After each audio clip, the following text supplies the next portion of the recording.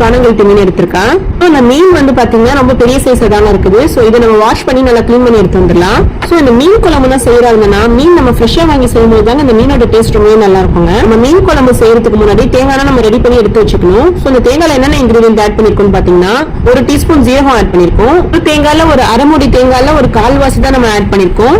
So இதோட நம்ம 6 வரமிளகா ஆட் பண்ணிக்கலாம். ஒரு சின்ன நெல்லிக்காய் சைஸ் அளவு புளி எடுத்து நல்லா வாஷ் பண்ணி ஊற வச்சு எடுத்திருக்கேன். இந்த புளிக்கரைசலை அரிசி கரைஞ்ச தண்ணியில செய்யும் போது பாத்தீங்கன்னா மீன் குழம்போட டேஸ்ட் ரொம்பவே நல்லா இருக்கும். இந்த மாதிரி நம்ம ரெடி பண்ணி எடுத்துக்கலாம். நம்ம தேங்காய் பேஸ்ட் ரெடி பண்ணி எடுத்தாச்சு. சோ இதை வந்து நம்ம இந்த மாதிரி குறக்குறன்னு அரைக்காம நல்லா நைஸா வெண்ணெய் அரைச்சு எடுத்துக்கணுங்க.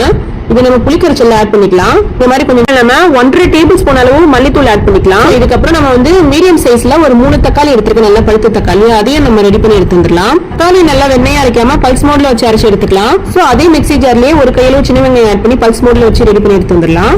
புளிக்கரைச்சலோட எல்லாத்தையும் ஆட் பண்ணி விட்டுட்டு கொஞ்சமா தண்ணி கழுவி ஊத்திக்கலாம். நம்ம ஃபுல்லா கரைச்சு விட்டு எடுத்துக்கலாம். இந்த மாதிரி நல்லா கரைச்சு விட்டு எடுத்துக்கலாம். இதுலயே நம்ம தேவையான உப்பு ஆட் பண்ணிக்கலாம். ஒரு பாத்திரம் வச்சுக்கலாம். பாத்திரம் நல்லா ஹீட் ஆனதுக்கு அப்புறம் 1 டேபிள் ஸ்பூன் கடலை ஆட் பண்ணிக்கலாம். அதே நம்ம 1 டீஸ்பூன் கடுகு ஆட் பண்ணிக்கிட்டோம். 1 டீஸ்பூன் சோம்பு ஆட் பண்ணிக்கலாம். 1 டீஸ்பூன் வெந்தயம் ஆட் பண்ணிக்கலாம். நல்லா பொரிஞ்சதும் மீடியம் சைஸ்ல ஒரு ஆனியன் எடுத்து நல்லா ஸ்லைஸா கட் பண்ணி வச்சிருக்கேன். அதுலயே நம்ம 6 பல்லு பூண்டு ஆட் பண்ணிருக்கோம். மீன் குழம்புல பூண்டு ஆட் பண்ணி செய்யும் போது டேஸ்ட் ரொம்பவே நல்லா இருக்குங்க. ஃபிளேவர் என்ஹான்ஸ் பண்ணி கொடுக்கும். மாதிரி வதக்குற நேரத்துல நம்ம சின்ன வெங்காயம் ஆட் பண்ணி வதக்கும் போது ரொம்பவே டேஸ்ட் நல்லா இருக்குங்க. நம்ம தாளிப்புக்கு தக்காளிலாம் ஆட் பண்ணணும்னு அவசியம் கிடையாதுங்க. நம்ம இந்த மாதிரி வெங்காயத்தை மட்டும் நம்ம வதக்கி எடுத்துக்கலாம். உங்ககிட்ட பச்சை மிளகாய் இருந்துச்சுன்னா ஆட் பண்ணிக்கோங்க. இந்த மாதிரி நல்லா வதங்கி வந்ததுக்கு அப்புறம் நம்ம வந்து 100 கிராம் அளவு வெண்டைக்காய் எடுத்து நல்லா கட் பண்ணி வச்சிருக்கேன் குழம்புல போடுறதுக்காக. சோ இதை நம்ம ஆட் பண்ணிக்கலாம். ஆக்சுவலா வெங்காயம் நல்லா வதங்கினதுக்கு அப்புறம் தான் நம்ம ஆட் பண்ணி செய்யணும். ரொம்ப நேரம் வதக்கணும்னு அவசியம் கிடையாது. ஒரு 2 நிமிஷம் வதங்கினா மட்டும் போதும். இந்த மாதிரி நல்லா வதக்கி எடுத்துக்கலாம். அதையும் நல்லா வதங்கும் போது கலர் சேஞ்ச் ஆகி வருங்க. இப்போ உங்களுக்கு சீக்கிரம் வெந்துடும். தென் எண்ணெய் வந்து அதிகமா குடிக்காதுங்க. இப்போ நம்ம ஸ்பைசஸ் ஆட் பண்ணிக்கலாம். 2 டீஸ்பூன் மிளகாத்தூள் ஆட் பண்ணிக்கலாம்.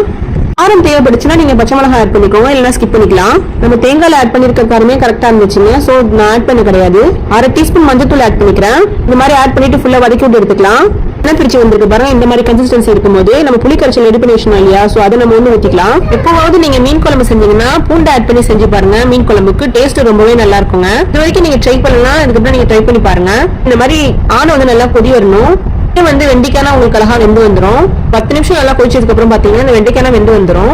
இதுக்கப்புறம் நம்ம மீன் குழம்பு செய்யறதுக்காக நம்ம ஃபிஷ் ரெடி பண்ணி வச்சிருக்கோம் இல்லையா, சோ அதை நம்ம வந்து ரெடி பண்ணி எடுத்துக்கலாம். அந்த கம்மியா தான் எடுத்திருக்கோம் ஆண்ட்ல போடுறதுக்கு, ஏன்னா பெரிய சைஸ் மீனா இருக்கா. ஆனால் ரொம்ப பெருசா இருக்கிறத மட்டும் 2ஆ கட் பண்ணிட்டு பாக்கி நம்ம ஃப்ரை பண்ணி எடுத்துக்கலாம். 4 மீன் மட்டும் நான் ஆண்ட்ல போட்டிருக்கேன். ஒட்டுமாங்காய் இருந்துச்சுனாலும் ஆட் பண்ணி செஞ்சு பாருங்க. ஒட்டுமாங்காய் ஆட் பண்ணி செய்யும் போது மீன் குழம்போட டேஸ்ட் ரொம்ப நல்லா இருக்குங்க. வெண்டைக்காய் வந்துட்டு இருக்கும் போது முன்னாடி நீங்க ஆட் பண்ணணும். சோ அப்போ வந்து நல்லா இருக்கும். செஞ்சு பாருங்க. நம்ம ஃபுல்லா மீனையும் ஆட் பண்ணி விட்டுட்டு மூடி போட்டு நம்ம மூடி கொஞ்சம் திறந்திருக்க மாதிரி வச்சு நம்ம வேக வச்சு எடுத்துக்கலாம். இந்த மாதிரி நம்ம காணங்கழுத்த மீனா வாங்கி செய்யும் போது